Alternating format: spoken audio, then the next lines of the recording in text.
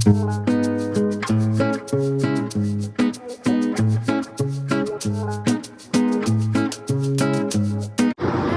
what I walked into this morning for Teacher Appreciation Week. What a blessing. Wow.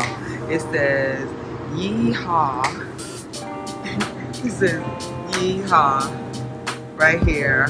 Wow. That is so awesome. Ah, so awesome.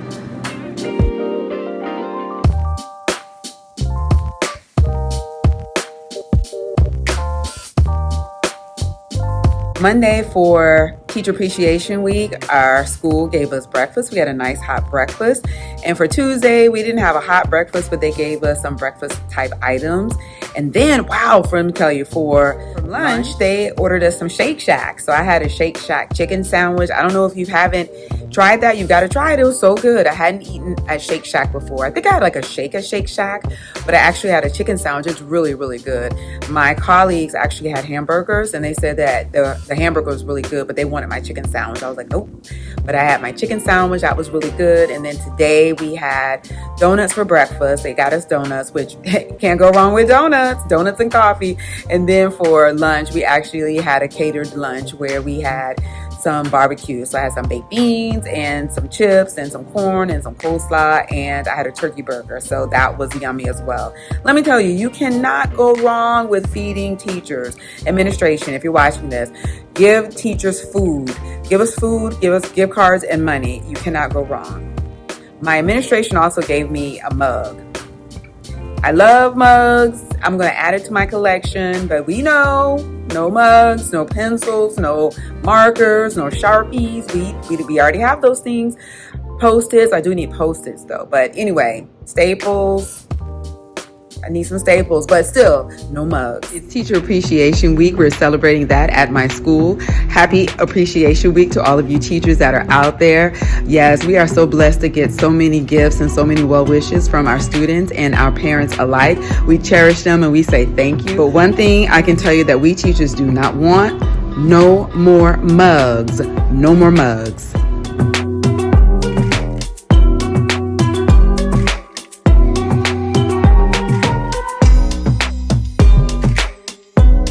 Today is day 2 of Teacher Appreciation Week, and I got some fruit and I got an edible arrangement.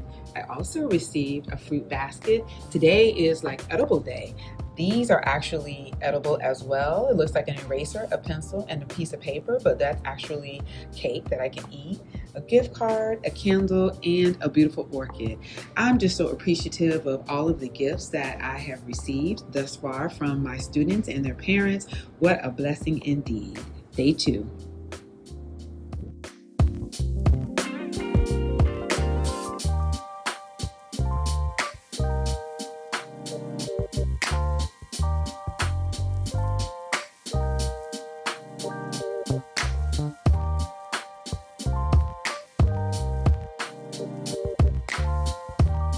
And also, I got these apples, and then they wrote nice little notes on the back. This says, I love you. Some of the notes say, thank you for teaching me. So my kiddos wrote cute little notes on the back of those apples for me as well. And then look, one of my students gave me a candy apple. So I got some nice gifts for Teacher Appreciation Week. Look, I won a raffle. I won a $50 gift card to Cheesecake Factory from our faculty raffle. Actually, everyone won something, which I thought was actually pretty cool. Yeah, so all week they have fed us. Today is Wednesday. So, I'm looking for more food for Thursday and Friday as well. But yeah, I got a cheesecake gift card for $50. I love Cheesecake Factory, so I'll be headed over there. But all the gifts that we get is just extra. We do get a salary, so anything that our parents and kiddos, they decide to bless us with is just extra, and it is just, I'm so grateful. I have really, really, really, every year really received, I think, quite a bit of love, quite a bit of just lovely gifts from my parents and from my students. So I just feel so blessed and so grateful. Yeah, I just wanted to show you what we were working on this week for math. In math, for our curriculum, it's talking about getting ready for first grade. And please forgive me, I left my tripod at home and I was like, oh no, but I still wanted to record on today, which is Wednesday is hump day. That's the hump for the camel's back. It's hump day. But yeah, so we're working on preparing for first grade. And my kiddos, I'm telling y'all, all week they have been crying because the skills and the concepts are rigorous, and they're kind of like, okay, we know how to add, we know how to subtract, but what is this?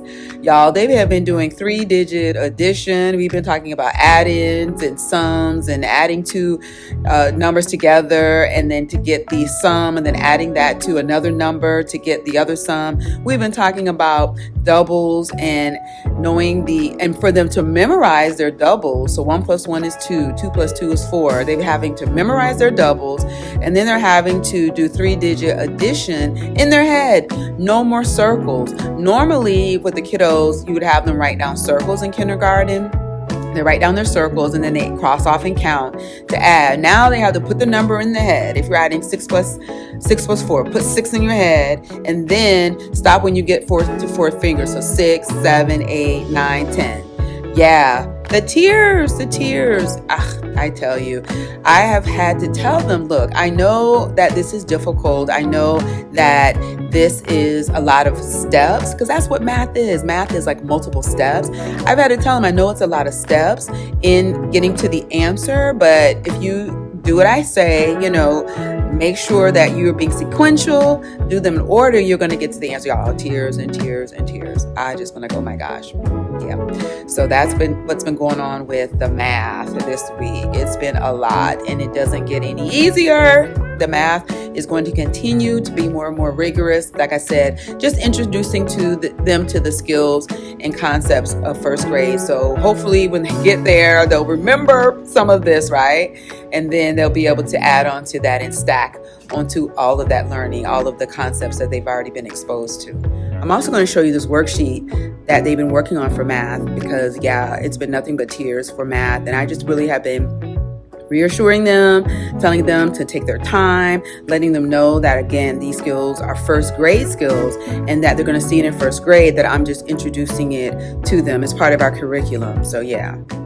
So guys, look at this worksheet. So this is add 3 numbers. So pretty much you have to add 2 of the add-ins together and then add the 2 add-ins to the other number to come up with the answer, to come up with the sum. So this is what it's looking like. And yeah, these kiddos have been, they know how to add and use circles, but now I'm having them put the number in their head, right? So put 8 in your head, 8, and then 9, 10. Use your fingers to add on. So yeah, we've been doing that. So these 2 numbers make 10, and then 10 + 3, the 13, like that. So they've been working on these concepts and they have been crying.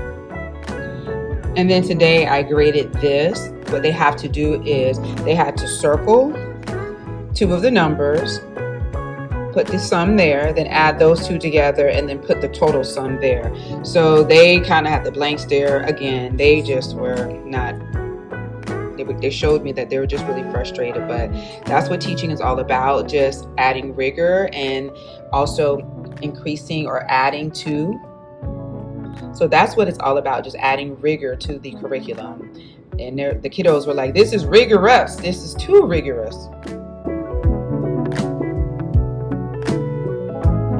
So when we were doing this worksheet, which talks about adding 2 add-ins to make 10, I just used manipulatives. I actually used a cube train. So students could go ahead, I let them know that this cube train was 10, and that, so when we were adding the numbers, what they would do is they would just go ahead and break off and put the 2 numbers here. So they would take the 8, break off 8 of the cubes, and then put 2 of the cubes and add them together to get 10. So I just use manipulatives on some parts of the worksheet to help them to actually visualize and see how to come up with the sum or adding the 2 add-ins together in order to make the 10. So we did that with 2 numbers, and then they shifted and moved it together with 3 numbers. So they were able to come up with the sum of 10 and then add that to the 3 and then come up with the answer. Look, this kiddo's like 15. Nope, 13. But yeah, we were practicing this. Now, on the worksheet, not all of the 2 numbers,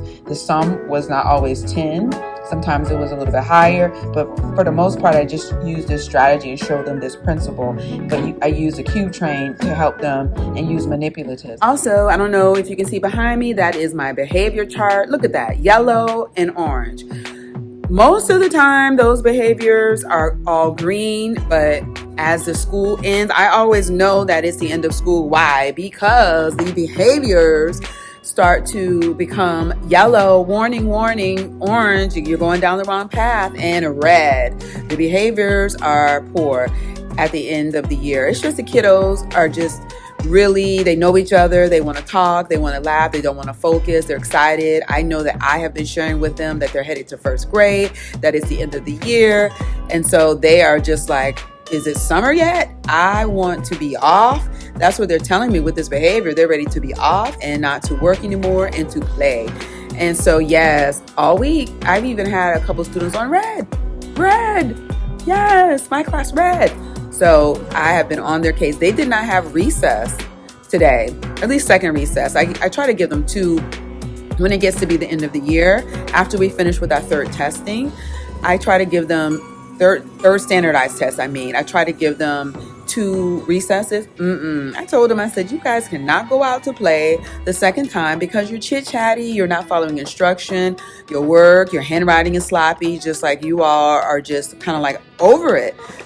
So they were like, no, please. And I'm like, you've already shown me that you're not focused. And I had to have them redo some work. Yes. So behavior towards the end of the year. Y'all let me know how your students behave towards the end of the year. Once we're in the final, like I say, month, let's say 6 weeks, 4 to 6 weeks, do you see a difference in your students' behavior? I know the behavior doesn't improve, it doesn't go up. So I know either it stays the same or it goes down. So let me know what grade level you teach and let me know how the behaviors are. If you see a decline in behavior once you get to that 4 to 6 weeks of school left, I want to hear from you. Especially, I would think that if you're in high school, I'm thinking like the higher the grade level, the worse the behaviors, especially in high school, especially if you're a senior, you're about to graduate, you're probably like, whatever. So just let me know, teachers, if you're out there, how is the behavior of your students? How are they acting? What's going on in your classrooms, in your school? What are you seeing right about now towards the end of school? Also, Mother's Day is around the corner, and I have my kiddos making cards for their moms for Mother's Day. Isn't it so cute? Oh my goodness, it's nothing like having your child's handprint kind of immortalized, having that on paper forever and ever. Yeah, so they kind of created a beautiful card, and I kind of wrote down the words though, but they created the mosaic for the heart and then their handprint for their moms for Mother's Day. They actually love art. I mean, what kid doesn't love painting and creating and using that side of left side of the brain, I think it is. So yeah, we're getting ready for Mother's Day and they're getting their cards ready for their moms for Mother's Day. Well, guys, it is Friday. It is day 5 of our Teacher Appreciation Week, and I can say that it has been a fantastic week. Look, even if I didn't get anything, it would be a fantastic week, but I just wanted to show you what my kiddos got for me on today.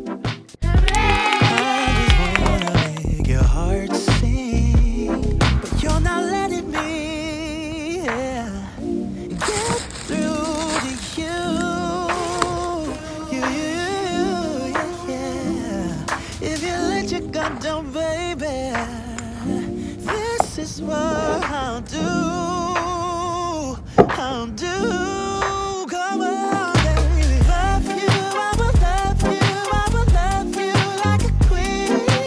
I will love to take you to a place you've never been. Love you, I will love you, I will love you like a queen. I will love to take you to a place you've never been. What is trouble in your mind? Baby, why can't you just tell me?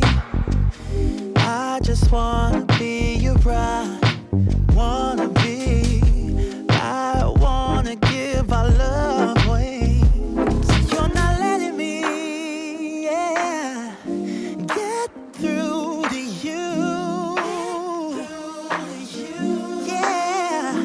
I hope that everyone had, all you teachers out there, I hope that you all had a fantastic Teacher Appreciation Week. I hope that you feel the love and the respect from your students as well as your administration and your parents alike. Again, it is just, an honor to be well received and to be well loved and just well taken care of. So this job does come with perks, and one of the perks is just receiving lovely gifts and receiving the love and attention and care from parents. So happy Teacher Appreciation Week. Thanks for tuning in on this week's teacher vlog, and I'll see you all in the next one.